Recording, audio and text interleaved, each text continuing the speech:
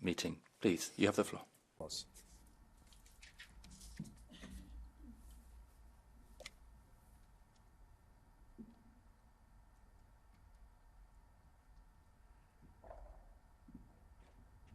me. Point of order. Monsieur le Président, je peux vous demander quand même de penser... Mr. President, might I ask you to spare a thought for the terrorist attack in Brussels last night where 2 Swedish citizens were murdered? I'd be grateful if we could mark that with a minute's silence this morning. Thank you. Ich weiß, dass die Präsidentin... I know when the President will have the floor, will have a minute of silence. Thank you very much for your comment. Obviously, our condolences are with the victims of the attack. Presidency of the Council, you have the floor.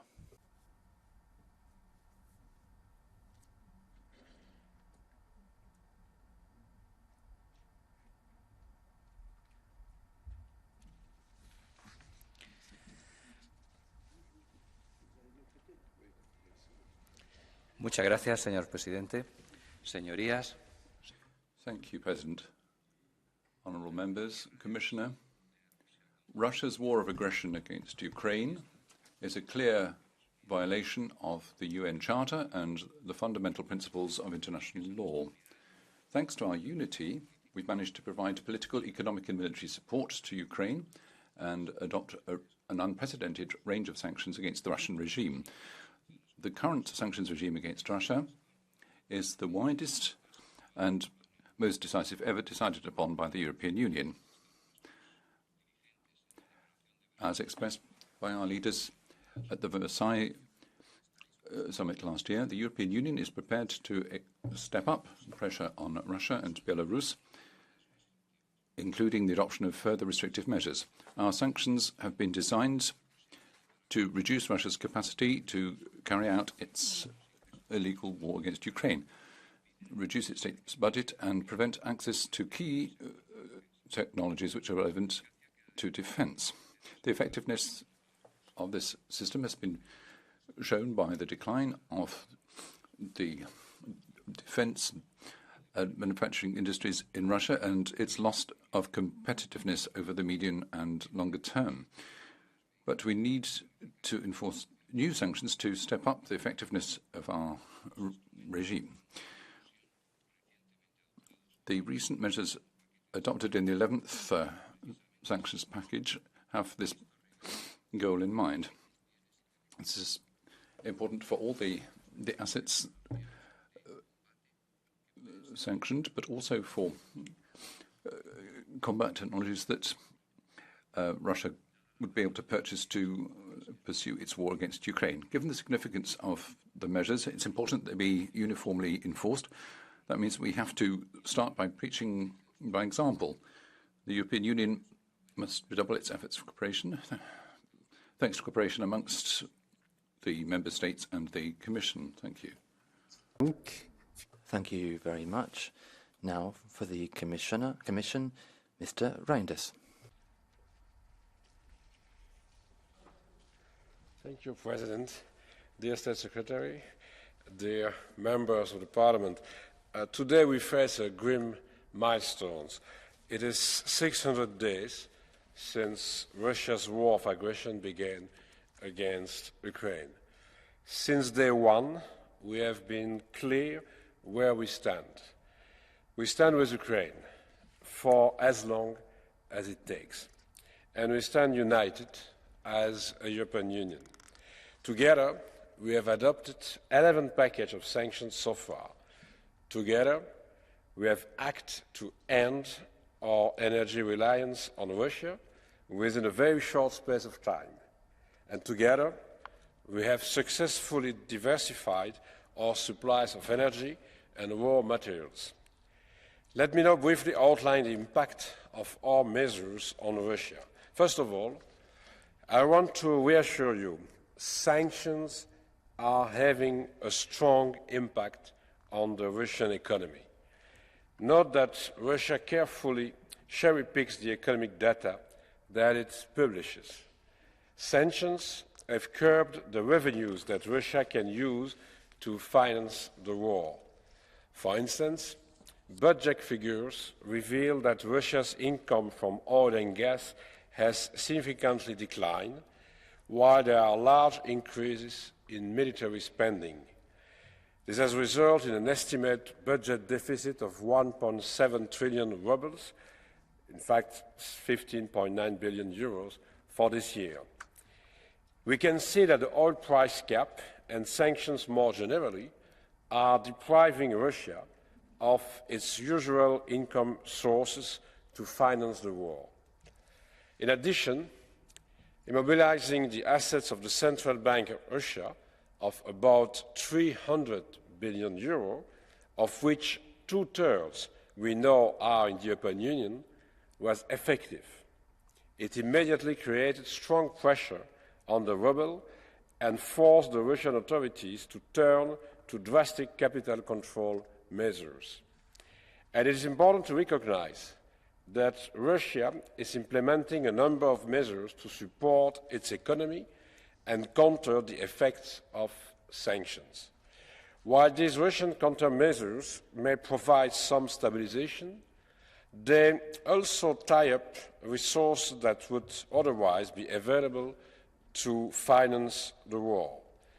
The Russian countermeasures also include the illegal expropriation of foreign assets and forced administration of foreign companies, which undermine prospects for a return to normality. Russia is going now through a so-called reconstruction process, allegedly rebuilding its economy and reorienting its trade flows. But the outcome of this process is a less efficient economy facing higher costs. First and foremost, Russia's war and the strong response from the European Union and our allies compromise the growth potential of the Russian economy. Inflationary expectations are increasing again. Russia's central bank is pursuing a more restrictive policy, and their fiscal space is not large enough to extend sufficient support to all sectors.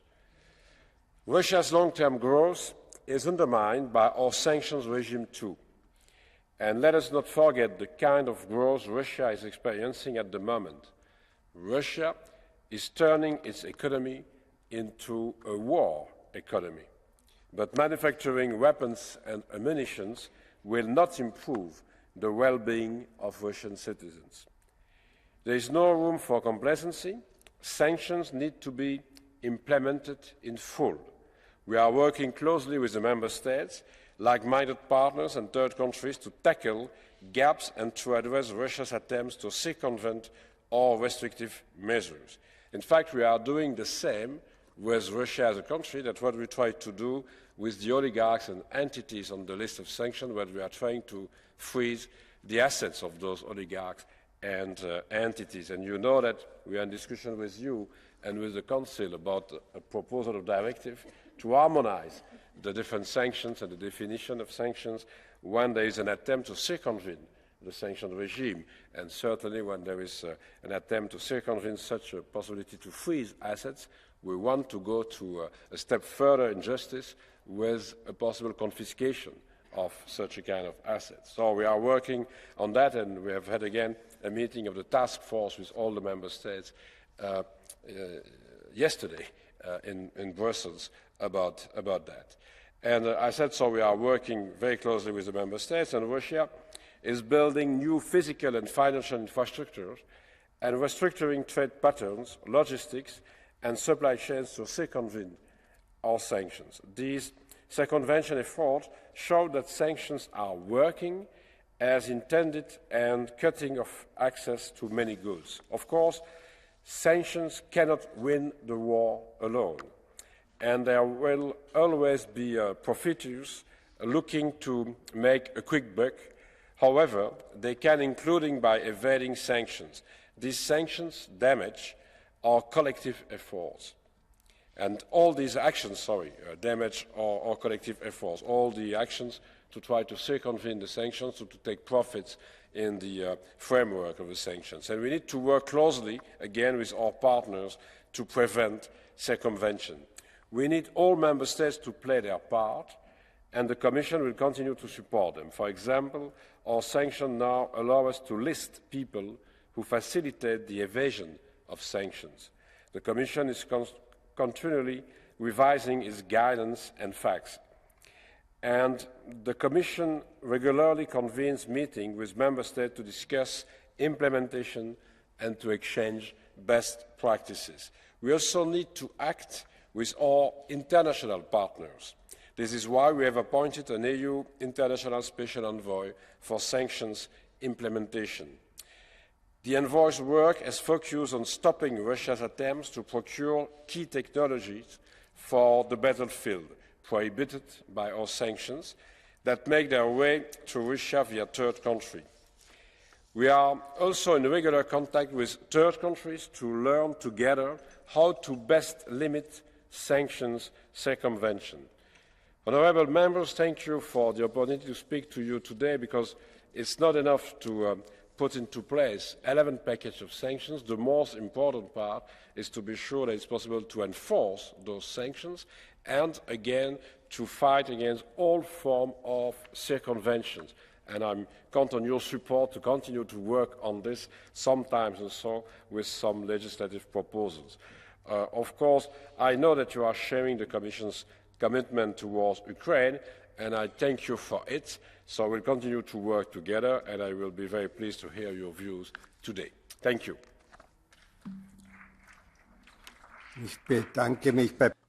Thank you very much to both speakers for their introductory remarks. Now the floor goes to Andrius Kubilius. Dear colleagues, the fact is that Russia still is able to continue and to finance its war against Ukraine. Russia recently announced that in 2024 its defense budget will be increased by nearly 70% and will reach 107 billion euros. From the very beginning of the war, we introduced sanctions on Russian oil and gas exports as a major source of Russian financial income. First of all, of course, we need to see that those sanctions are working. Russia gets 2 times less income from export of gas and oil than they were receiving before the war. The most painful sanctions were established last December with the introduction of oil price cap, since the oil is bringing the biggest amount of income. Despite the fact that the price cap sanctions hit Russian incomes very heavily, still Russia is able to get around of 700 million euros a day from its fossil fuel exports, and the EU is still sending to Russia around of 2 billion euros per month for the import of oil and gas. It's time for us to look how we can increase effectiveness of our sanctions policy, especially on gas and oil. I would like just to name next steps what we need to do. First, to further lower the cap on crude oil price from the current $60 per barrel to $30 per barrel. Second, to impose an embargo on Russian LNG imports. Third, to introduce restriction on fuel imports if fuels are produced by third countries using Russian oil. Fourth, to introduce price cap on Russian ammonium fertilizer exports. Fifth, to prohibit transshipment of Russian oil and LNG through EU territorial waters and exclusive economic zones. Sixth, to introduce restrictions on European tanker services, on sale of tankers, as well as on European insurance services for tankers, if these are used to export Russian oil. And seventh, to introduce an enforced and centralized EU-level oversight of sanctions implementation. In addition, let's introduce sanctions on companies which are building Russian Arctic 2 LNG terminal. Let's introduce sanctions on export of Russian aluminium and on Rosatom and export of nuclear fuel. It depends on us if Russia will continue to be able to finance its war. Thank you very much. The next speaker is Mr. Cimochevich. Dear President, dear Commissioner, the sanctions were intended to lower Russia's capacity to continue the war of aggression. Have we succeeded? to a limited extent, unfortunately. The budget revenue is smaller. It's harder to produce ammunition and military equipment, but the war is continuing. In some cases, paradoxically, the sanctions were counterproductive. Freezing the assets of some oligarch meant that 50 billion euro came back to Russia. We all know what is happening. Russia is reorganizing its economy. Some countries do not recognize our sanctions. India and China have leapt up on this occasion in order to earn more money. Technological sanctions are also bypassed via European companies. Many of our companies do business as usual. Yes, the imports of gas and oil to Europe have been curtailed, but they continue. Does this all mean that the sanctions should be abolished? Of course not. They should be continued. We need to be consistent. Our reliability is at stake. However, we need to be even more determined and speak with one voice. We did introduce some exceptions and derogations, but they cannot be forever. We should think about secondary sanctions to be imposed on those countries that are not helping with our efforts. The war is on our border. Supporting the aggressor may mean that we are careless about our own security. It is also urgent to use this most powerful weapon, i.e. freezing and confiscating the frozen assets of Russian money abroad. It's not true that it would be illegal. It can be done legally. The Commission is wrong here, both politically and legally. This money should go to Ukraine. Helping the victim is a way to weaken the aggressor. Thank you. The next speaker is Mr. Bernard Getter.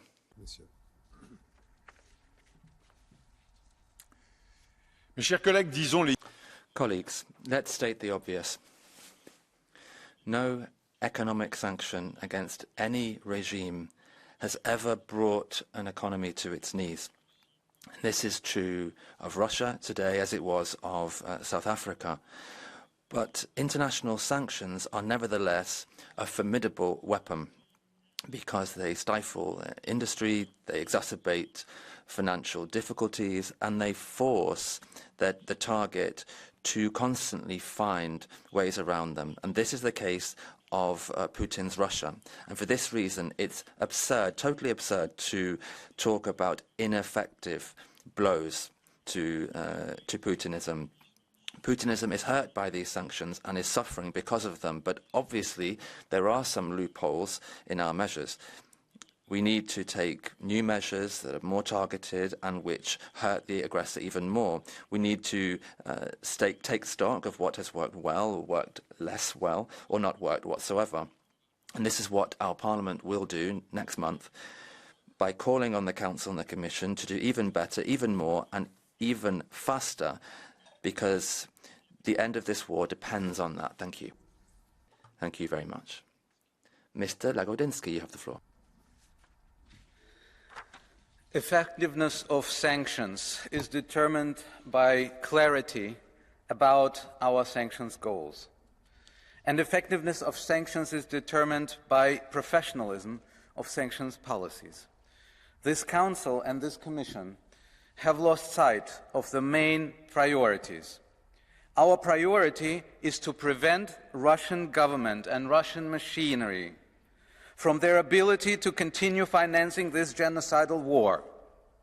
The goal of sanctions is not collective punishment of Putin's opponents in the EU.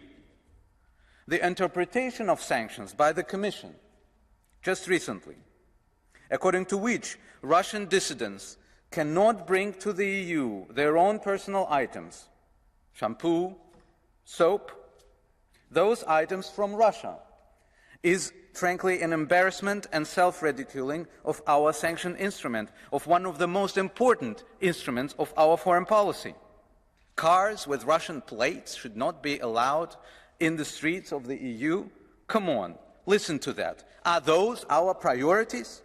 At the same time, while EU custom officers were hunting down Russian dissidents and their personal cars, we have heard about lifting sanctions from key actors of the media landscape in Russia, based apparently on 2 articles in the media.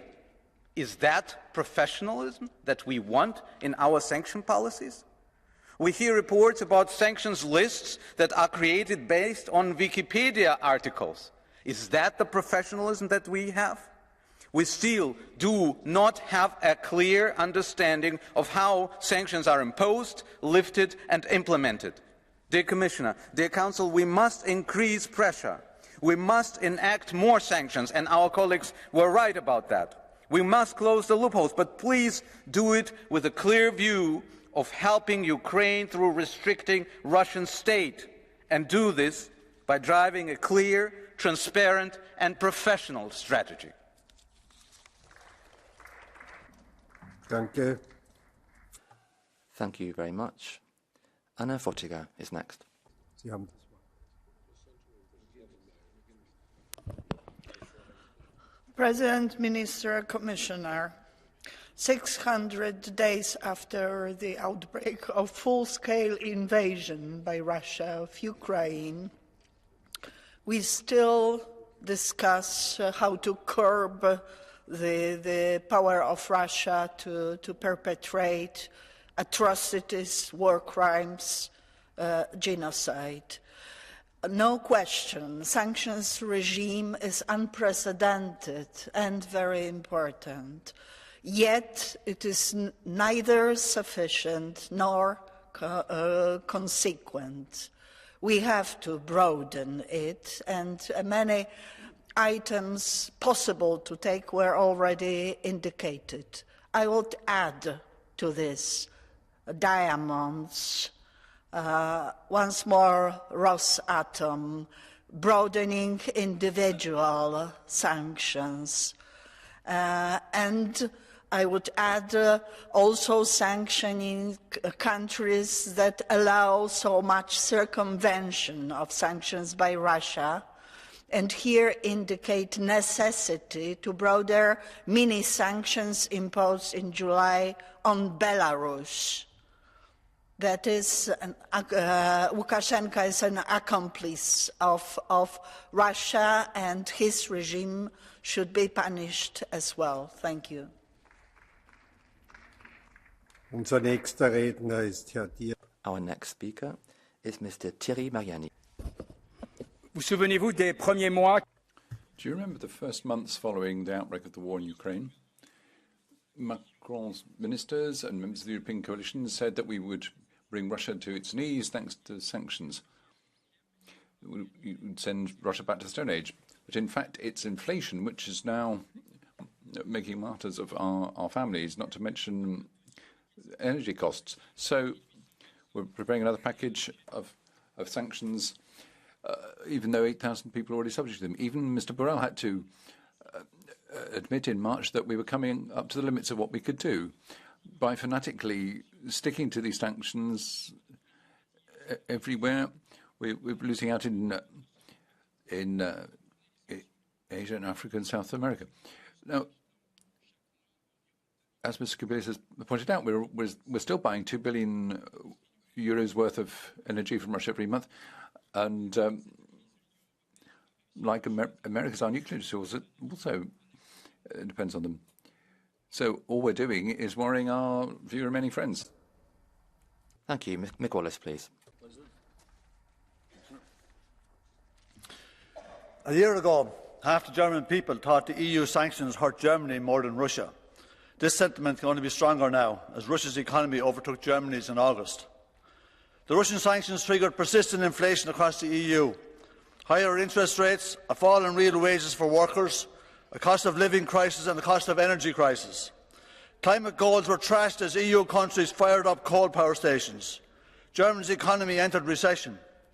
€742 billion have been spent on energy subsidies, creating unprecedented market fragmentation as richer, more subsidy-capable countries draw investment away from others. The NATO proxy war has seen Europe sacrificed for US interests. European industry has the pleasure of paying multiples more for US LNG than their competitors in the US. The sanctions have backfired and no one in power is admitting it. What's worse, we're about to put the final nail in the coffin as we gear up to cut off China and de-risk because the US told us to do so. In all this, one thing is certainly clear. The EU is the opposite of a meritocracy. Ich erteile Herrn Milan Uri. The floor now goes to Milan Urik. Keď už je tu téma efektívnosti sankcií, tak treba aj... Thank you very much. If we want to talk about the effectiveness of sanctions, we need to say very clear in Parliament here that the energy sanctions against Russia are not working. They are harming Europe more than Russia. And those who are imposing them are responsible for price hikes and inflation. And another fiasco is the price limit on Russian oil. An agreement was reached for a price cap of $60 for a barrel of Russian oil. Yesterday, there was a $70 price. And these sanctions are supposed to weaken Russia and help Ukraine, but that hasn't happened. Therefore, these sanctions need to be stopped. Thank you. Runde wird The next speaker is Mr. Radislav Sikorski. Mr. President, Commissioner, ladies and gentlemen, thank you for the briefing on the state and impact of sanctions. I fully support the financial measures, the measures to stymie the Russian war effort, and measures to tighten up the effectiveness of sanctions. I'd like to focus just on one aspect of them, the personnel sanctions. Patriarch Kirill, in my view, should also be sanctioned. Just because he's a religious figure doesn't give him the right to call for hatred. We sanction various mad mullahs. We should sanction him as well. Then there is Mr. Vasily Nebenzia, the Russian ambassador at the United Nations, who of course enjoys diplomatic immunity in the United States, but not here. I think it's an important message to send to Russian diplomats that justifying a criminal war of aggression and war crimes may not pass. And finally, a real viper, Mr. Sergei Karaganov, who has been advocating the use of nukes against Ukraine and against us. He may not have personally harmed anybody, but Julius Streicher at the Nuremberg trial also didn't harm anybody. We need to send a message here as well.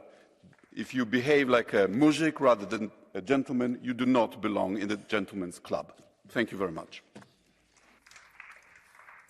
Danke. Unsere nächste Redner. Thank you. The next speaker is Kathleen van Bremt. Mr. President, Mr. Commissioner, as you mentioned, since February 2022, the EU has an unprecedented sanction package in place against Russia. And these sanctions, they mean to change Russia's behavior and end the war by undermining Russia's economy. And although there is effect, of course, but we continue to see that the Russian economy is not hit as hard as we would have expected. Our sanctions are not as effective as we thought they would be. And first of all, and you mentioned them yourself, there is circumvention in place. A lot of products on the sanction list still go to Russia and into the Russian war economy. So we need to step up our diplomatic efforts, but also pressure towards these countries, neighbouring countries, allies that circumvent, but also EU companies that keep exporting these products. But we also need to see how to strengthen the sanctions. When the Russian goods that the EU countries still import represent a value that is multiple times higher than the support we give to Ukraine, you can conclude we need to do more. And that brings me to the diamonds. They are still not included in the sanction list. And I do not understand that we still allow Russian diamonds to be sold in the EU. We need to tackle that as soon as possible. Danke. Unser nächster Redner. Thank you. The next speaker is Petras Austrevicius. Gerbiamas pirmininkė, komisijos nariai, mėly kolegos. Net ir po 11. Thank you, President. Colleagues, it's been 11 months now. And in spite of all of this, with the sanctions and everything, money has been flowing into Russia. And every euro has been used for destruction. We can see how transport, tanks, everything is carrying on as usual, and those working in the diamond trade continue working with Russian diamonds. So the question is, what do we do? In the first 8 months, exports from Germany to Kyrgyzstan increased by 14-fold. It's absolutely absurd. So what do we do? We've got the question of development and cooperation. We have to put a stop to this, suspend all this type of cooperation with states that will look for loopholes to these sanctions. We need to, however, take action now. Markéta Gregorova. Next speaker is Markéta Gregorova.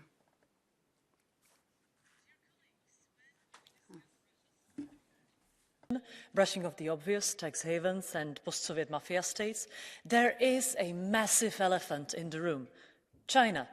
Putin and Xi will meet in Beijing today to celebrate many things. Besides the Belt and Road anniversary, they will undoubtedly toast to successful negation of our anti-war sanctions. Total trade between China and Russia hit a new record high in 2022, up to 30%. China might have single-handedly neutralized many of our sanctions by keeping Putin's petro-economy afloat and the war in Ukraine going. China replaces suppliers of Western electronic and engineering equipment. Beijing has also helped Russia circumvent the SWIFT sanctions by facilitating more and more trade with yuan. It is evident that while we attempt to slow down and stop Putin's mass murder campaign in Ukraine, China does everything short of direct weapon shipments to help Russia. My question to colleagues from Council and Commission is, you know full well that China's involvement has been discussed in the 11th sanction package, focused on circumvention. And you know full well that your institutions took China out of its scope. How many more pointless sanction packages are you planning to pass then, while the elephant in the room remains unaddressed? Also, maybe you can pass on the message to Hungarian council officials, and they could tell us whether Mr. Orban's and Hungary's position is now pro-Putin, as he has not only blocked another help to Ukraine, but is also the only EU leader present in Beijing today. Thank you. Mr. Richard Czarnecki, the floor is yours.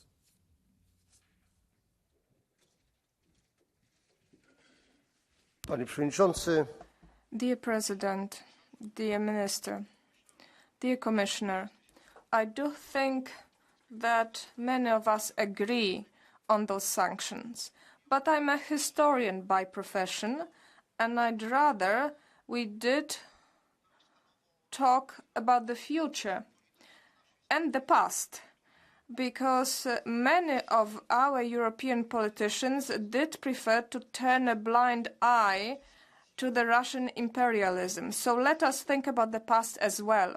When talking about this 12th package of the sanctions, we should try and close the loopholes which were partly intentionally created previously, because some member states did get derogations and exceptions, and for that they agreed to vote in favor of the sanctions. Belgium and Italy are such examples. I'm trying to be frank here. We should be unambiguous when it comes to the following thing. In the West, we still have companies that collaborate, work together with Russia and earn a lot of money from this. And we are, at least indirectly, tolerating this. So this is a paradox. On the one hand, we are imposing these sanctions on Russia, and rightly so. On the other hand, we do nothing when faced with the fact that our companies, especially from Western Europe, keep earning money, huge money, from the activities in Russia. That should not be allowed. Okay. Mr. Paolo. Thank you. Mr. Paolo Borchia has the floor. grazie. Thank you, President. This is a debate in the context of a conflict. People are suffering. So generating disputes are not helpful. Why haven't we learnt from what happened with sanctions in 2014, when the way they were evaded, thanks to oil exports, despite the threshold prices imposed by the European Union and G7, so many people are helping Russia. Trade with China has tripled.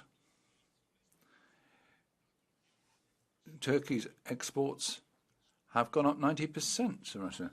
So that's the context. We've seen third country operators buying from Europe and reselling in Russia. In spring of last year, our first package had a tough impact, undoubtedly, but since then the ruble has recovered. Interest rates have gone up. Now, obviously, the European Union's ability to influence on international matters are limited. Let's start thinking about the price being paid by European business for all this.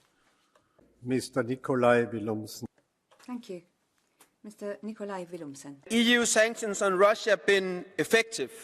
No, not as much as they could have been.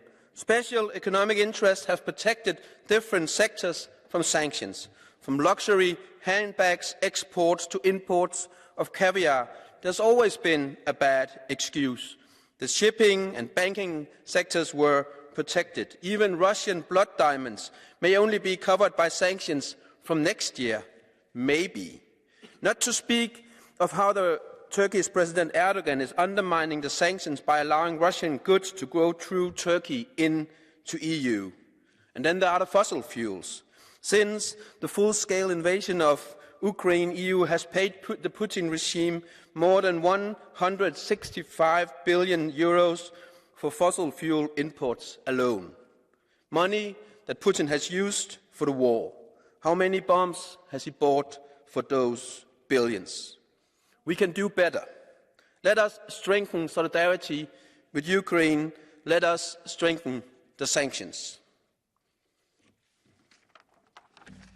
Thank you very much. Our next speaker is Ms. Clara Ponsati-Obilius. Thank you, President. Loopholes in Russian sanctions are yet another byproduct of the EU double standards and lack of spine. Just 3 examples. The illegal issuance of golden visas to Russian investors continues in Spain. Exemptions to Hungary are granted as a response to Orban's blackmail. And sanctions with close ties to Russia have given Azerbaijan the resources for an ethnic cleansing of the Armenians in Nagorno-Karabakh, while the world is not even looking.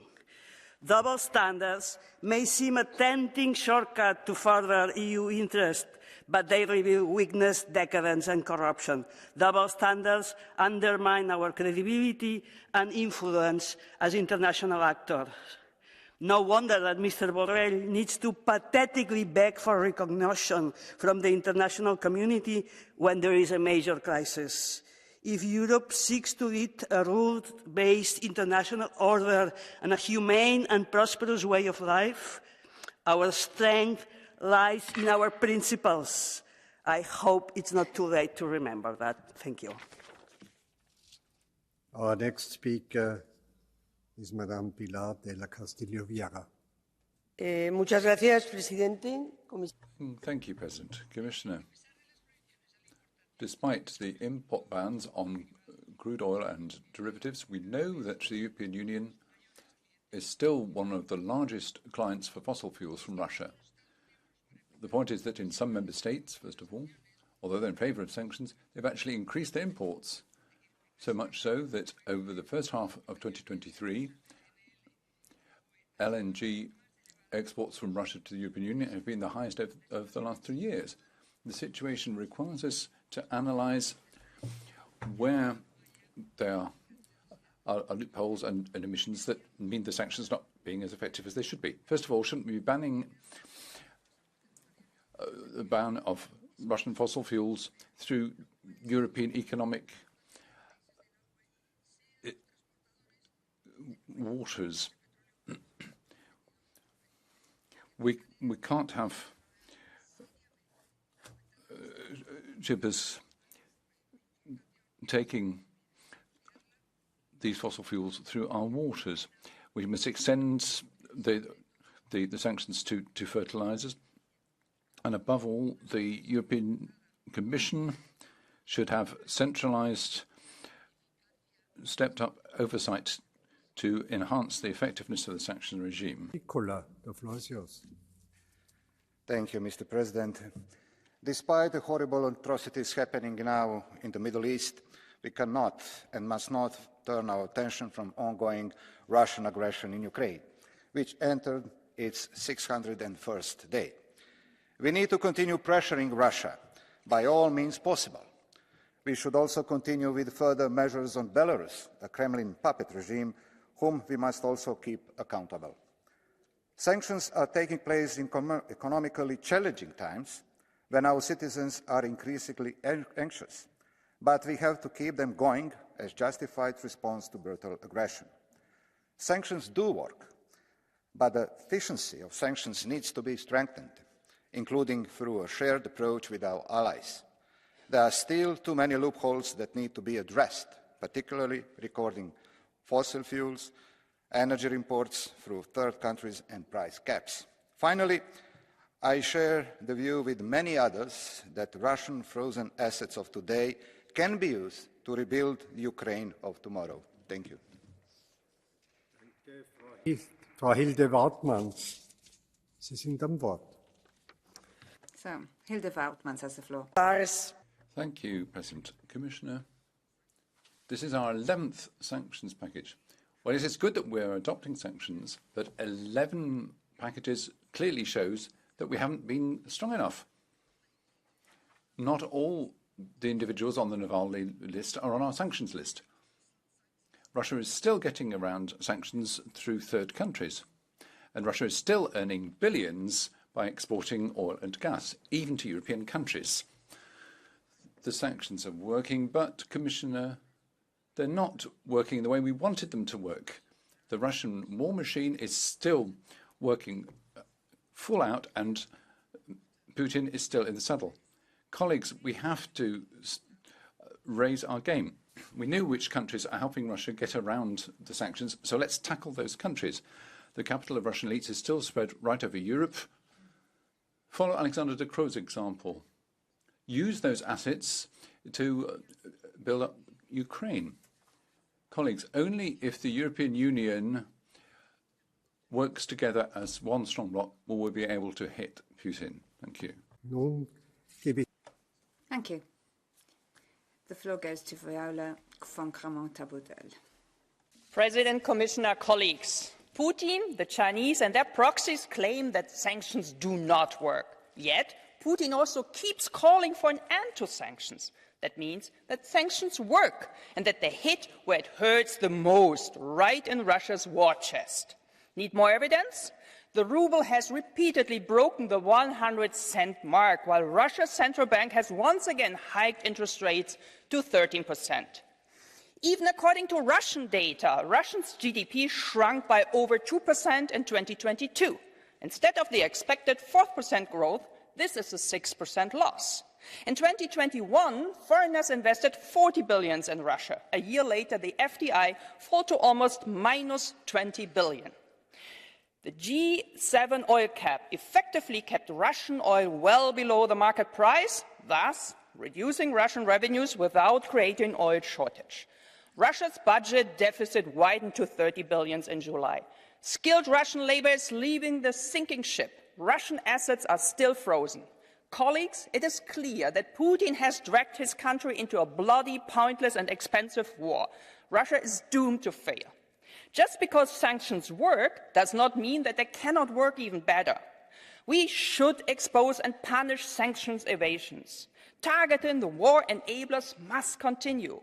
Lowering the oil cap and countering the Russian shadow tanker fleet is the right way to go. The sooner Ukraine wins, the sooner the sanctions will be lifted. Thanks a lot. Danke. Herr Tertsch, Sie sind. Thank you. The floor goes to Mr. Touch. Thank you, President, Commissioner. We all agree very much, I think. There's very broad consensus in this House that we need these sanctions. We must avoid loopholes and workarounds. We must step up the sanctions until Russia yields. And we must provide the resources to the Ukrainians to allow them to recover their territory. There's been a lot of talk about Orban and China as purchasers of Russian goods. But here I'd like to mention the current presidency. The country which has bought the most oil from Russia in August was Spain, after China.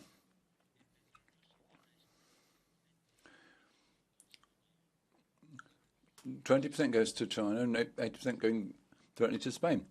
Now, after all this rhetoric, let's get down to brass tacks. Spain, during the course of its presidency office, isn't giving much of an example. There was talk of solidarity with Hamas, and now it's breaking records on oil purchases from Russia. Next is Gunnar Beck. Thank you, President.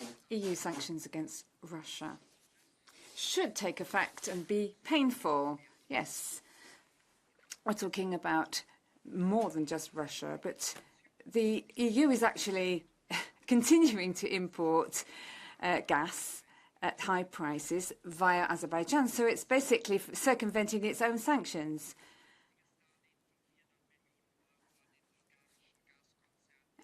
And what about Bulgargas, which got 400 million? We're talking about a country that was involved in antitrust cases back in 2018. And they are allowed to deliver Russian gas now by derogation. So keeping mum about all of this, all of these goings on, is not in conformity with our sanctions policy. Now we're talking about prosperity in Europe, and that's the whole reason why we were set up in the first place. So let's take action. Next speaker, Katerina Konečná. Děkuji, pane předsedající, vážený pane komisaři. Thank you very much, President. Commissioner, it's been more than a year and a half since the European Union imposed comprehensive sanctions on the Russian Federation following the invasion of Ukraine. Because of these sanctions, Europe is going through an energy crisis. Inflation is rising at record levels. Many households in Europe have seen their living standards fall, and energy companies have been able to enjoy record profits. Energy prices are considerably cheaper than they were last year. It was said that Russia would fall to its knees within a couple of weeks. But things are going through third countries, and Europe is constantly, therefore, acquiring Russian goods. The only people whose lives are made more difficult by the sanctions are civilians. There is no doubt that the sanctions are not an effective solution. The only solution is dialogue for the war in Ukraine. If the EU wants to end the war and doesn't want to just crap the whip on its own citizens, it needs to use its influence to have a peaceful end to the fighting. Colleagues, I think we can all agree that the Russian aggression against Ukraine is unacceptable. However, the sanctions have not brought about the solution. In fact, what we're seeing is Europe is paying a higher price than the aggressor. And the price that Europe is paying sounds the death knell for the economy and our competitiveness, with new dependence, with soaring energy prices, inflation, and disruption to supply chains. The impact assessment was only at EU level, not for individual member states, so the Commission does not want to face facts. The Commission says that the negative impact on Europe is minimal and Russia is lying in ruins. It says that the Russian economy shrank by 2.1% last year, but it doesn't talk about the fact that this year the Russian economy will increase by 2.2%, while the Eurozone economy is stagnating. Of course, Russia is effective, but it's still doing business, just not with us, and the war has not ended.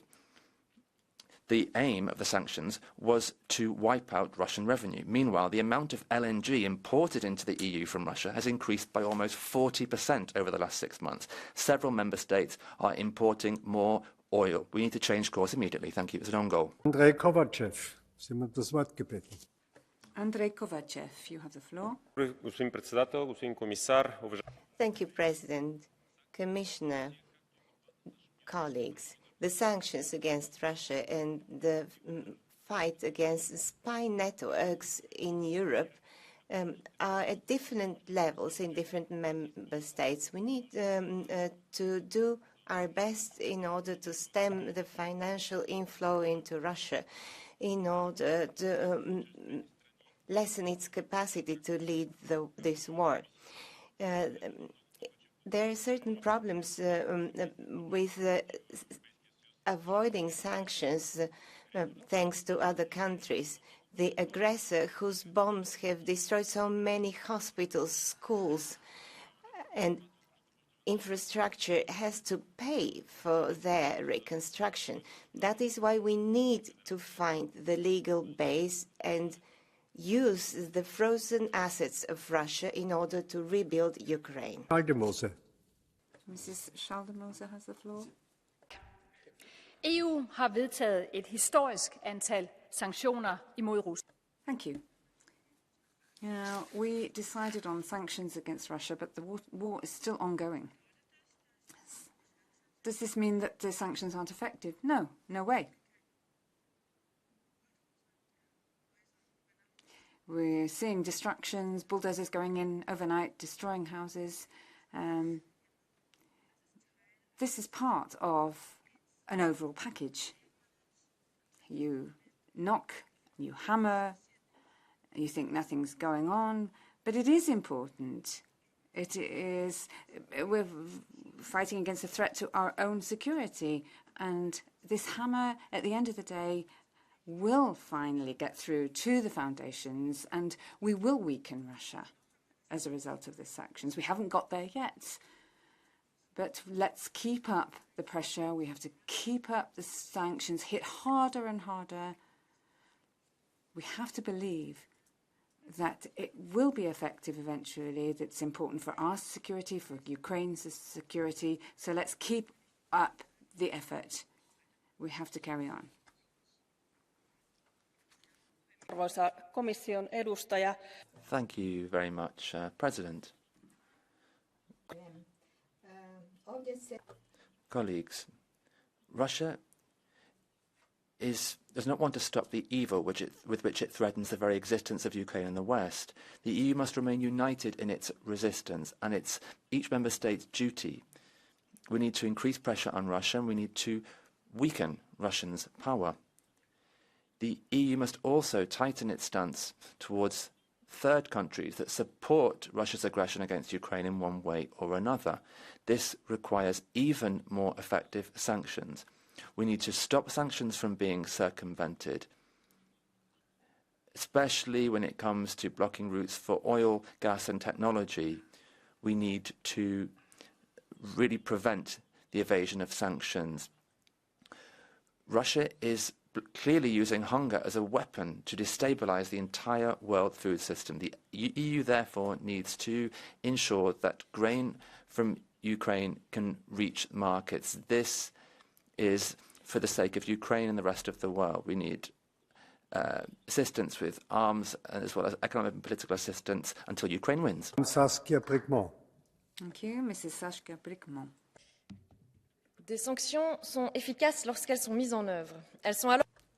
Sanctions are effective when they're new. They're a vital part of Europe's response to Russian aggression.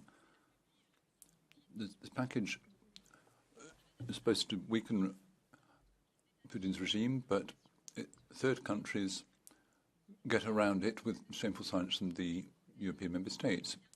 A third of EU member states are still exporting goods to Russia that are directly used to wage war. The sanctions being discussed with the Council now must ensure the sanction regime is effective and avoid anyone evading it in the future. We have to bring an end to the way unscrupulous profiteering has got around the regime. We need to protect the civil populations in countries in conflict. So humanitarian players must be exempted and international law upheld. Thank you. Monsieur Alexandra Vondra. Thank you. Alexander Vondra, you have the floor. We have agreed and we have implemented 11 sets of the sanctions around, against Russia, and by far it's a big success. I do not remember anything similar in the last decades. However, it still has the loopholes, and we need to fix the loopholes. And one of the largest loopholes is Iran. Iran, which is providing the equipment to Putin, including the drones and other high technology. And Iran, which has also its hidden hand behind what's happened in Israel a week ago. So, ladies and gentlemen, one of the most important things to fill the loophole is to stop Iran. It's to sanction Iran. Please, let's move ahead. Danke. Herr Jagd. Thank you very much. Mr. Jaak Madison, please. Suur aitäh. Esiteks sanktsioonide eesmärgist. Sanktsioonide eesmärk. Thank you very much. What's the aim of the sanctions? From the get-go, it was to stop the Russian war machine, to deprive them of their funds, and we wanted the regular Russian to feel the pain of this war. But what's happened, we buy more LNG than before the war. More than 2 billion euros goes to Russia every month for its oil. And every day we see that we have large trucks going to Russian markets through Eastern European countries. And many political leaders in Europe have had to do with Russian business, such as the Estonian Prime Minister, for example, through her husband. Which is very regrettable. But no war has been won with sanctions before. We feel that if the Russian citizen suffers, they will rise up. But no, the Russian citizen is happy to live in a dump. They will suffer. They will not rise up.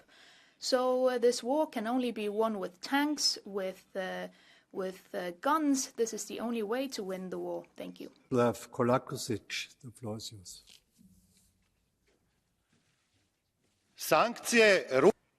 Sanctions against Russia to stop the war in Ukraine. EU citizens are not interested in the Russian GDP and whether it fell by 1 or 2%. What do the citizens of the EU care about? Was the war stopped by the sanctions? And how does it affect our lives?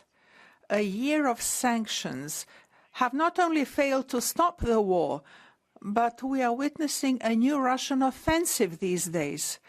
The living standard of EU citizens in most countries has fallen by 20 to 30%. Any person with at least a little bit of intelligence can see that sanctions cannot stop the war. However, the sanctions are destroying the living standard of EU citizens, first of all. What do we care? Thank you. Terras. Mr. Rio Terras, please.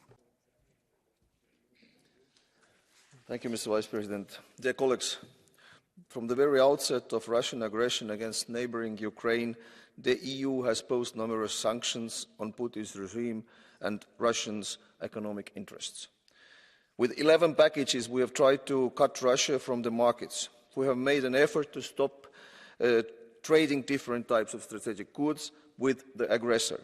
Sanctions have real influence only if they are followed universally. They are part of the largest strategic effort to force Russia out of Ukraine. Unfortunately, there are still too many loopholes and different ways to circumvent the post-sanctions. It's our task to make sure everyone follows the same line. And I would like to turn to European companies and businesses. Please stop doing business with Russia. It's immoral to do business with aggressor. Thank you very much. Slava Ukraine. Unser nächster Redner ist The next speaker is Mr. López Aguilar. Vielen Dank, President Carras. Thank you very much, Mr. Carras, Commissioner Reinders, and the Spanish presidency. If only Europe could be as united on migration as it has been in the war by Russia against Ukraine. The packages, there have been various packages of measures. There have been humanitarian ones with the temporary package. We had the energy ones, and also the diplomatic ones within the GH and the Council there. But we've seen 11 sanctions packages in a war lasting more than 2 years. We need to focus on correct implementation to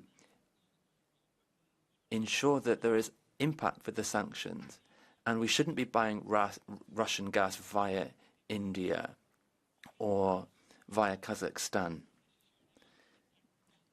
There are 2 pending decisions. Firstly, we need to ensure that the confiscation of Russian assets and goods can be used to fund the reconstruction of Ukraine. And there's also one of the most harmed sectors, such as the port sector and the transport sector as well. We need to focus on that. Madame Dita Charanzova, Vice. Dita Charanzova. Mr. President, Mr. Commissioner, Mr. Minister, 11 sanctions packages have been adopted. They have been adopted to punish the Russian regime for their war crimes and to stop the money behind it. But what is the reality?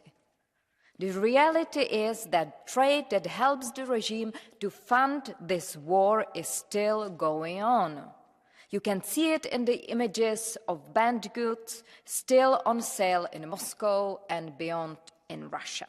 It is no secret that countries like China, Kazakhstan or Turkey are being used to bypass these sanctions. The European Union as a whole must step up its efforts in enforcement even further. We must seek a solution at European level. We must equally question our trading agreements with any country that knowingly allows itself to be a transit point for goods going to Russia. Such nations do not merit our good relations. Those that feed this regime should be shamed. Slava Ukraine. Thank you very much. Ms. Beata Gempa, you have the floor. Panie Przewodniczący, Panie Komisarzu. Dear President, dear Commissioner, 600 days of the brutal war of aggression.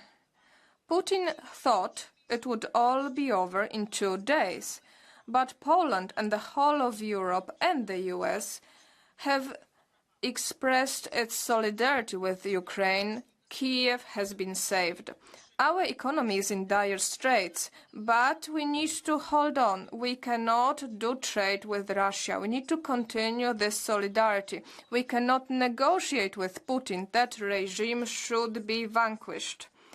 The sanctions are effective. The Russian economy is shrinking.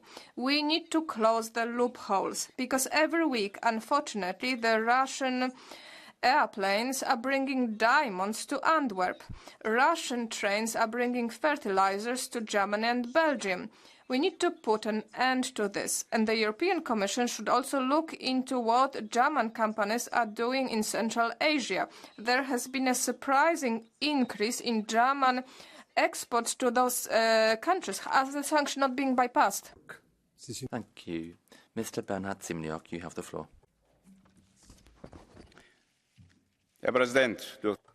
Thank you, President.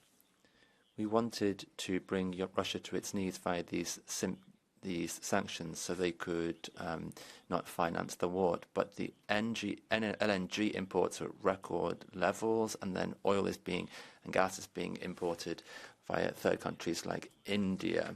We are paying more and more, and once again, Russia is going to increase its profits. Has this changed the course of the war in Ukraine in a positive manner? No, not at all. The focus on delivery of weapons has actually cost the lives of tens of thousands of Ukrainians and Russians, and the negotiating position of Ukraine has also been weakened significantly. These sanctions have failed. Course correction is overdue, and we need to repair Nord Stream 2 and then boost our economy once again. The only way we can end this will be via negotiations. Thank you. Our next speaker is Francesca Donato. Thank you, President. The motive of sanctions on Russians was to rein in the Russian government and force it to withdraw from Ukrainian territory. More than a year and a half following the start of the war in Ukraine, Russia is still there and has made considerable progress. The Russian economy is healthier than the European economy, which has suffered from Europe's sanctions against Russia, which produced a serious energy crisis and unprecedented inflationary spiral. The sanctions against Russia have been a complete fiasco. It would be better today to recognise there's a political challenge. Continuing with this system is going to entail an ever higher price for our citizens and our businesses. If we don't want Russia to win the war in Ukraine, we must ensure negotiations are into swiftly. There have to be negotiations on a truce which will save thousands of Ukrainians' lives and fend off the risk of total defeat for Ukraine. It's better to lose on a small scale than face complete disaster. Sandra Cagnette, you have the floor. President, Commissioner, Minister, colleagues, Russia is planning to increase its military budget for 2024 by nearly 70%. The sanctions are working, but we have to plug the gaps through which Russia is continuing to export energy resources, earning €690 million a day. Unfortunately, the European Union is one of Russia's largest clients for energy resources, adding to Russia's budget to the tune of €2 billion every month. EU and member state political sanctions have to be made more effective so as to reduce Russia's income from energy resources. And we have to cut the ceiling price from $60 to $30 per barrel.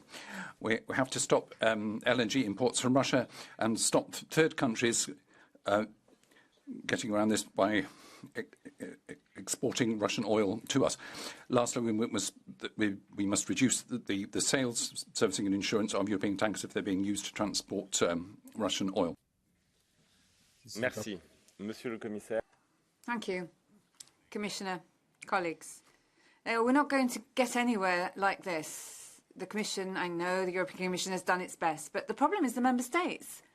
The problem is Belgium refuses a diamond embargo. The problem is that France won't go against the nuclear issue. So we have lots of gaps, and it's because of the interests defended by Member States of the European Union. We all had hopes that the general interest of Europe, which is to destroy Putin's regime, was going to overcome these particular interests. But no, imports of LNG are beating all records. We haven't taken any real sanctions against those states that are circumventing our sanctions against Putin's regime.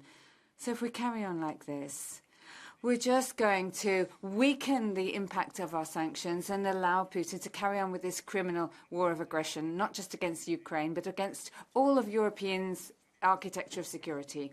So we have to take action now. We have to confiscate and freeze Russian assets in Europe now. This is time to take action, be consistent and be effective in the way we deal with Vladimir Putin.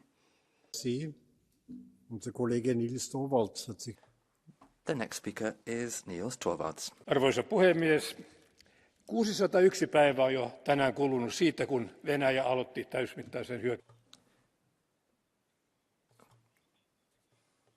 vuodesta 2014. Pakotteista So,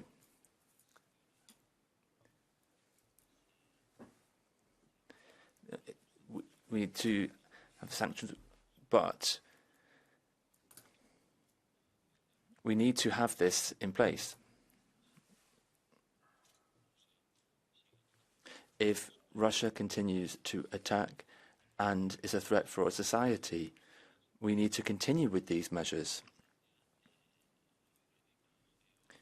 In Finland, geopolitics is an island. These measures have of huge importance for us. Therefore, we need to have proper coordination. Harald Wilimski, Sie sind am Wort. Harald Wilimski, you have the floor. Danke sehr, Herr Präsident. Meine sehr geehrten Damen und Herren, wären Sanktionen. Thank you. Now, ladies and gentlemen, we really need to take stock of the situation and, were sanctions an issue? Were they going to ensure price stability? Were they going to take effect? We've been saying, let's start the sanctions now. I've been saying the opposite, and unfortunately I was right. 11 packages of sanctions against Russia have been imposed, and the situation is what we have. Things have got worse. You just take a look at the inflation increase. We have everything, it's linked to the poverty levels in Europe, everything, the business being carried on by the US, circumvention via China and so what by Russia, and the situation overall is, couldn't be more absurd. So we need to work on people coming to the table to find peace. We need to stabilize things so that we can put a stop to all this dying. Ivan Stefanek. Mr. Ivan Stefanek, you have the floor. Dámy a páni, sankcie na ruského agresora. Thank you very much, ladies and gentlemen. European sanctions make sense. Our bilateral trade has fallen below 2%, and imports have fallen from 9.6% to 1.7%, and exports to just under half. And because of the sanctions, people say that their economy has not been affected. So ask them why they're weapons from a country like North Korea. If we want to weaken the aggressor, we should apply these sanctions in a consistent manner and expand them to include diamonds, for example. And it's important to ensure we monitor compliance with these sanctions in order to recognize circumvention at an early stage. We should not allow the money to reach the Kremlin. And I will give the floor to Sándor Rónai, please. Thank you very much, Madam President, colleagues. In February 2022, Russia attacked Ukraine, and Putin's aim was to overtake Ukraine within a couple of months. But we can now see that Russia cannot win this war. Therefore, Europe and the rest of the world to stand on Ukraine's side.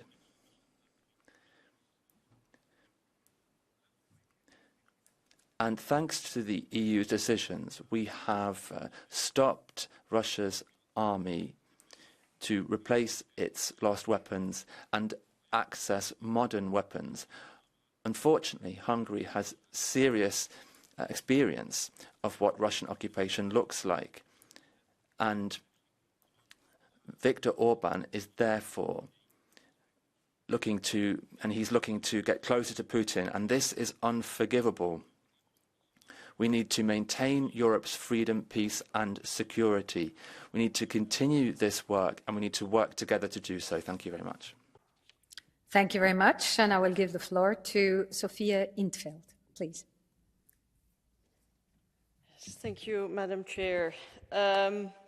Colleagues, I hear the Putin friends from the left and right extremes of this chamber argue against sanctions in great consensus, invoking the economic cost to European citizens. But they should tell the full story. The cost of war is infinitely higher, both materially and morally. And the cynical reality is that despite the sanctions, trade continues. And we see Russians, rich Russians, living, holidaying, conducting their business freely in Europe.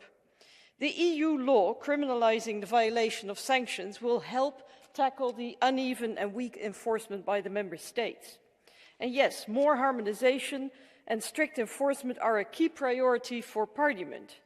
Of course, that means that some countries will have to change their practices, but the whole point of an EU law is to eliminate backdoors and forum shopping. Making the sanctions work, however, is more important than petty power struggles between national governments and the EU. As a rapporteur, I'm determined to conclude the file by December at the latest, and I count on the cooperation and the flexibility of the Council and the Member States. Thank you. Thank you very much. And our next speaker is Francisco José Milán Mon. Gracias, Presidente. Thank you very much, Madam President. The Russian economy last year suffered the effects of the sanctions because of negative economic growth. But we could see economic growth of 2.3% by the end of this year. And next year, according to forecasts, the figures will also be positive. The reality is that the Russian economy is not suffering as much as we had hoped. And the High Representative said that these sanctions are a slow-acting poison, but are they actually effective? This is a legitimate question. First of all, does the Commission know if there is stepped-up measures to monitor the compliance with the sanctions and implementation of the sanctions? And secondly, are we trying to reduce our energy? We're trying to reduce our energy dependence, but there are many member states still buying lots of LNG from Russia. And then what about third countries? So these are helping Russia to evade the sanctions. And hopefully then, if we look at these issues, we can see some results. Thank you. Thank you very much. And I will give the floor to Dietmar Köster.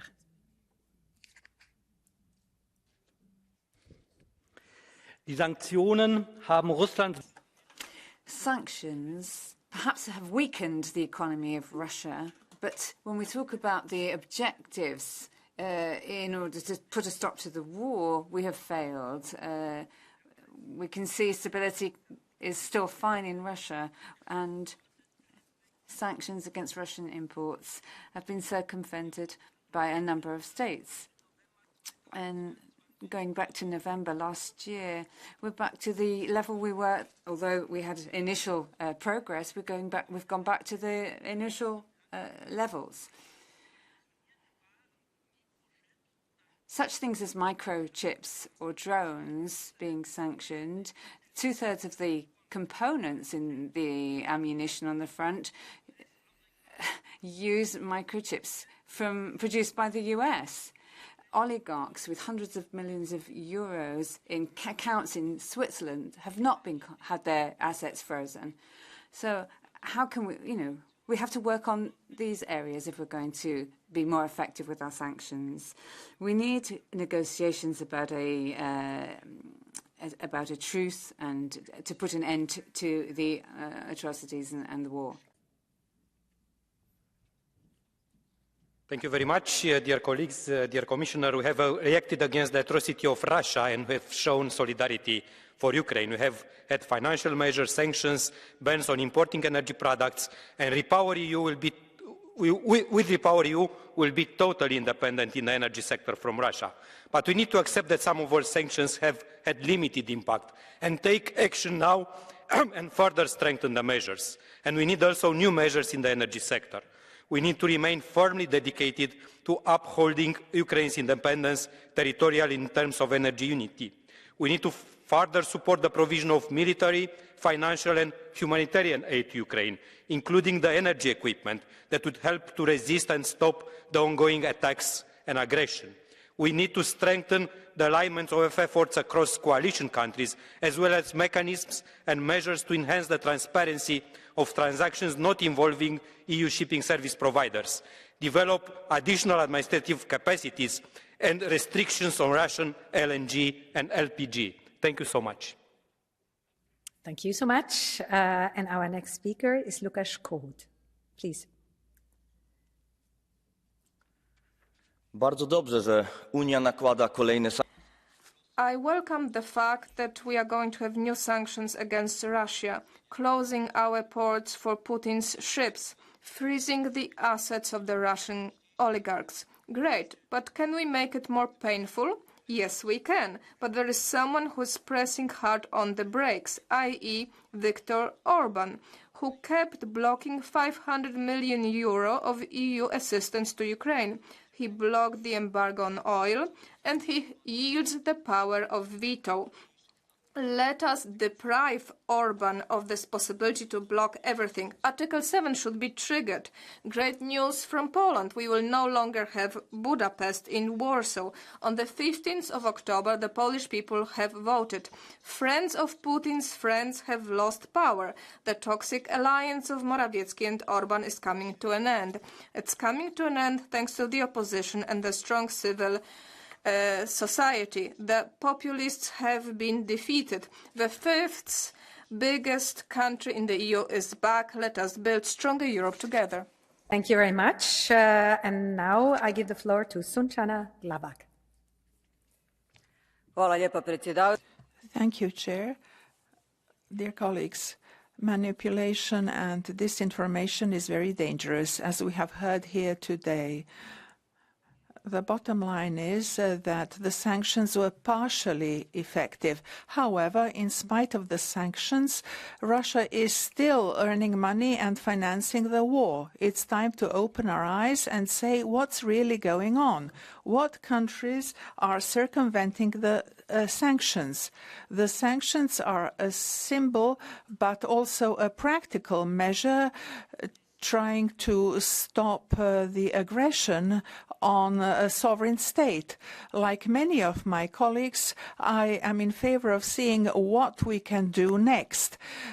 It's true that Russian finances have been affected, especially limiting the price of oil against import, but we have to see what more we can do. We have to persist in military and financial aid to Ukraine. And while we are considering the financial implications, we have to be even more decisive, because history will record our solidarity and our will to use all the tools at our disposal to create peace on our territories. Thank you. Thank you. And I give the floor to Thijs Reuten. Please. Thank you, President, dear Commissioner, dear colleagues, Council. Finding unity on sanctions among 27 member states is not easy. In the past 19 months, we managed to adopt 11 unprecedented sanction packages against Russia, an accomplishment, but it's not enough. First, we are too slow. The smaller the steps we take, the more time Putin and his oligarch friends get to adapt. They work their way around bans on tech goods and oil exports. We should be ahead of them in adapting ourselves. Member States have to stop the shameful exchange of interests when negotiating a package at the expense of our effectiveness. If sanctions provide a disproportionate disadvantage to Member States, help them. Second, we need to enforce our sanctions. If not, we are creating the loopholes to violate restrictive measures ourselves. And thank you, Commissioner, for your personal commitment to adopt also anti-violation legislation. We cannot have more forum shopping by and impunity for Russian criminals. We have to fix this. Thank you. Thank you very much. And now I give the floor to Ludas Mashilis. Please.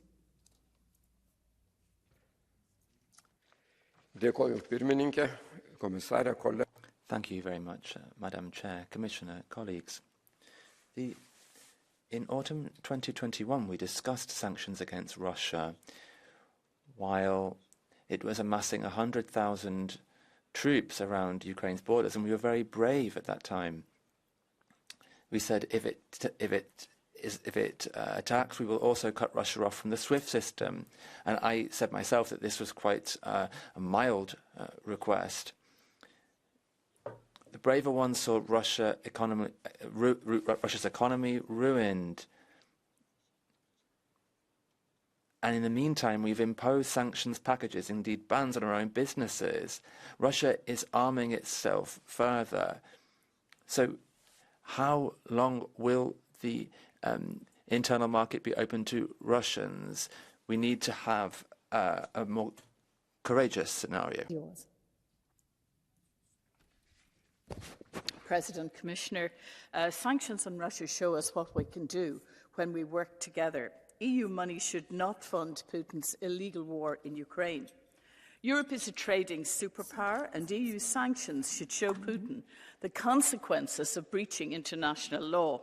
The figures lay out the extent of our actions: 11 sanction passages in under 2 years, 1,800 individuals and entities targeted, including Russia's leaders, 21.5 billion of assets frozen, 91.2 billion of Russian imports sanctions, including in tech, transportation and luxury goods. Our focus should not only be on more sanctions, but also in ensuring the effectiveness of those we already have. Russia has, of course, sought to disguise its exports by selling them through third countries. Colleagues, we need clear rules and sanctions and consequences of a failure, for example, by large companies, to implement sanctions. And, of course, we should not accept Russian products passed off under the radar of a different country. Russia must continue to pay the highest economic cost for what it is doing in Ukraine. Let's make sure that they do. Thank you. Thank you very much. We come to our Catch the Eye procedure, and the first speaker I'd wish to give the floor is Sean Kelly, please.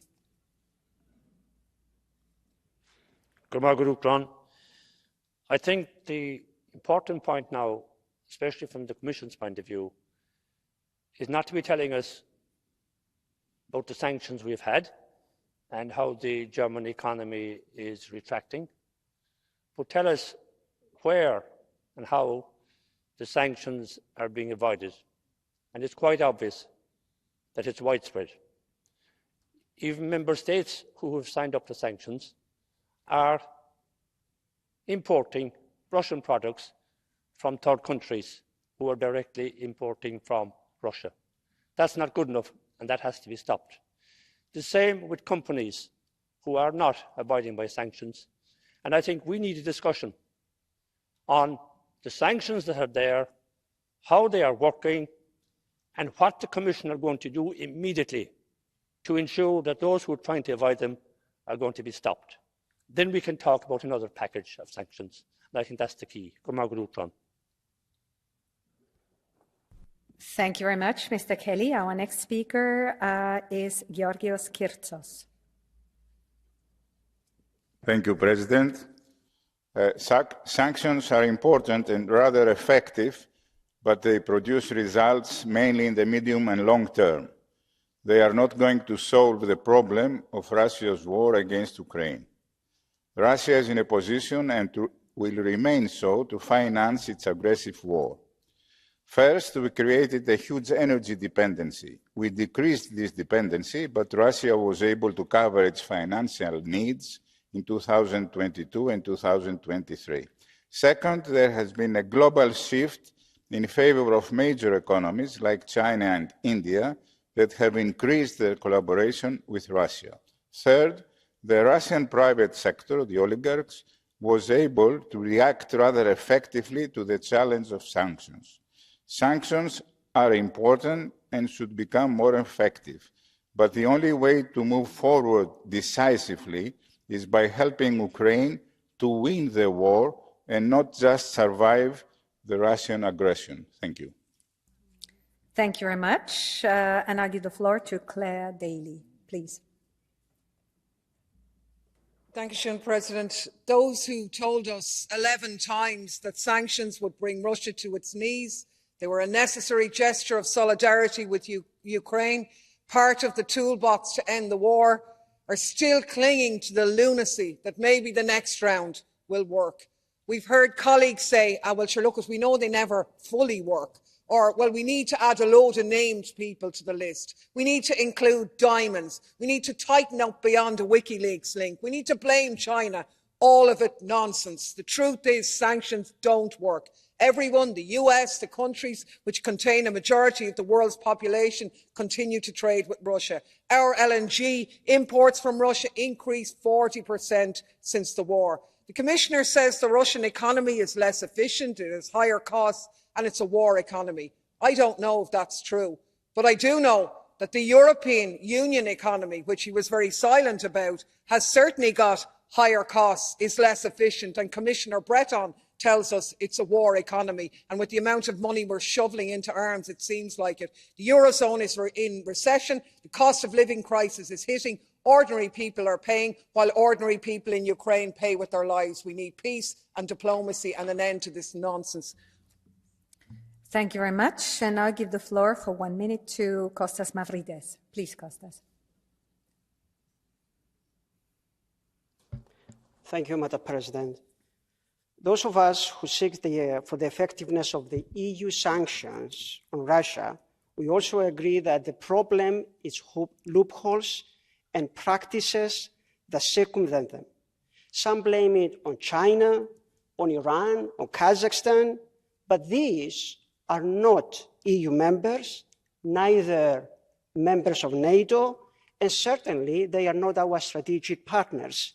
Turkey is in accession process, a NATO member, and some still call it a strategic partner. The figures after the war are astonishing. Turkey's exports to Russia increased by 50%, and Russia's exports to Turkey by almost 200%, while the EU citizens absorb huge costs, rightly so, due to sanctions. And a final point. While all this is going on, Russia and Turkey are still in strategic cooperation to develop the Akkuyu nuclear power plant with significant risks for the EU citizens, especially those in the Mediterranean. So the problem is not just loopholes, it's double standards. Thank you very much.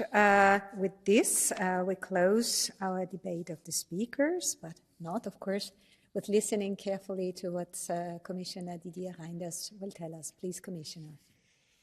Merci, Madame la Présidente, Monsieur le Secrétaire d'État, Mesdames, Messieurs les parlementaires. Je voudrais tout d'abord. Thank you, Madam President, honourable members. Let me reassure you once again that the sanctions are working. Obviously, they're not our sole means to bring the war to an end, but sanctions are working against Russia just as they worked in other situations. But we must, you're quite right, redouble our efforts. First of all, I've taken due note of the list of proposals whereby we could extend the various sanction regimes as you propose them. As you'll be aware, in the Commission, we're working together with the Member States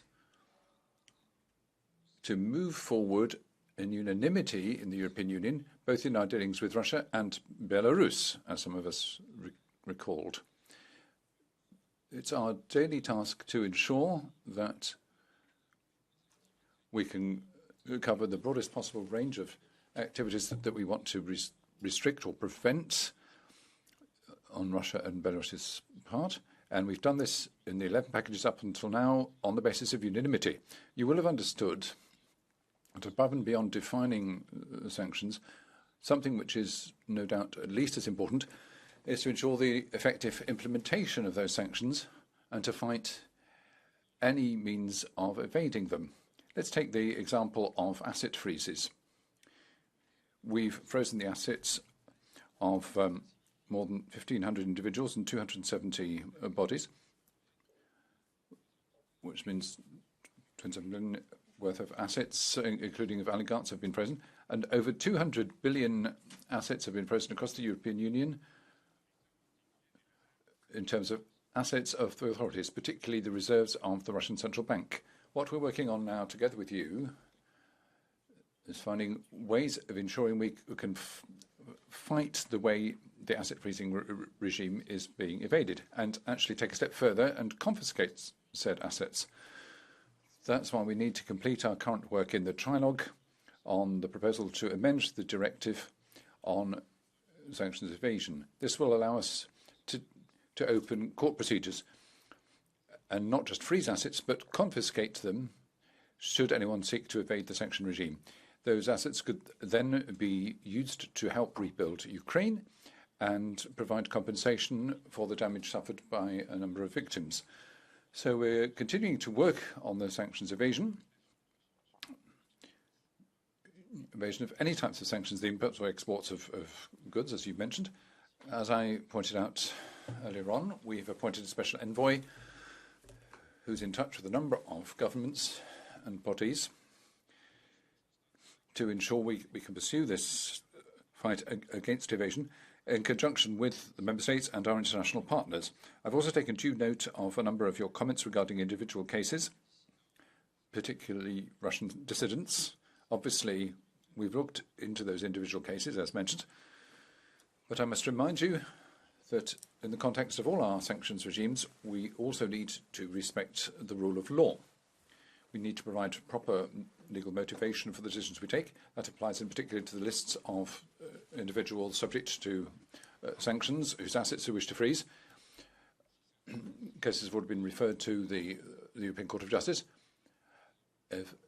Some keep stressing the negative decisions we've had to take on certain occasions. We have also had a number of positive decisions, and I'd like to stress the professionalism of those seeking to get these sanctions regimes working.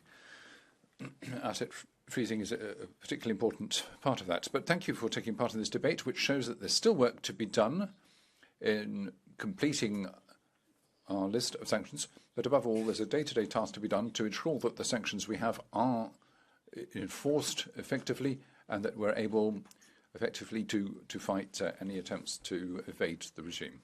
Commissioner, and now finally the State Secretary for European Affairs for the Council, Rios Pascual Navarro, please.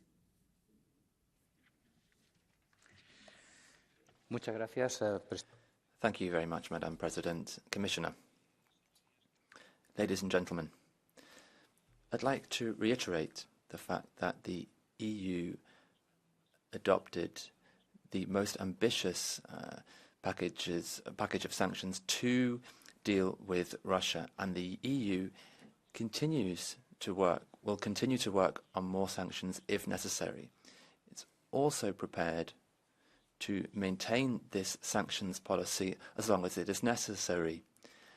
As the Commission has said, sanctions are one tool in the European Union to support Ukraine. But there are also other tools involved in this support for Ukraine. I'd like to highlight that sanctions are designed to prevent Russia from carrying out its war of aggression against Ukraine. They have all been adopted unanimously in the Council. They can cause effects in the European Union, of course. And as several of you have mentioned, we need to work to mitigate some of those effects within the EU. But in any case, the European Union is convinced that the effect is much greater in Russia. Now, when it comes to the possibility of new initiatives, as that the Commission mentioned, the Council will, of course, analyse these closely. So, to conclude, thank you very much for your contributions to this debate. I am sure that if we maintain our unity, we'll be able to exert pressure on Russia in the future by adopting new sanctions where necessary until there is a way for a fair peace to ensure the territorial sovereignty of Ukraine. Thank you very much. Thank you very much. With these words, the debate is closed and the vote will be held at the next part session. This leads us to the next item on the agenda, the Commission statement on the International Day for the Eradication of Poverty. And in this regard, I would like to inform the members that there will be